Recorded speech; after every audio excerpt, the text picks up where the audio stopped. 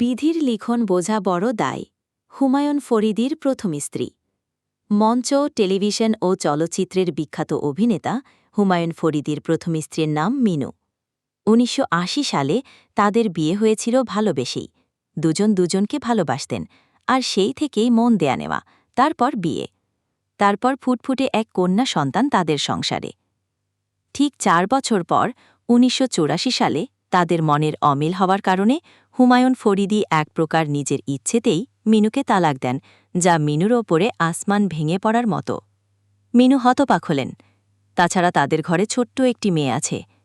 অন্তত তার মুখের দিকে হলেও সংসারটি চালিয়ে যেতে পারত হুমায়ুন ফরিদি। সেই দিন মিনু সারারাত কেঁদেছিলেন, আর মনে মনে বলতেন, এই আমার প্রেম, এই আমার ভালোবাসা। যাকে ভালোবেসে বিয়ে করলাম সে আমাকে ছেড়ে চলে গেল। এক বুক জ্বালা আর কষ্ট নিয়ে পথ চলা শুরু হল মিনুর।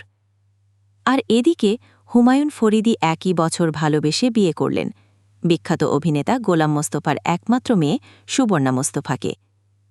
আর দূর থেকে চাতক পাখির মতো চেয়ে চেয়ে দেখতে লাগলেন অসহায় মিনু। মিনুর সেই চাওয়ার অবসান ঘটল দীর্ঘ ২৪ বছর, ২ যুগ পর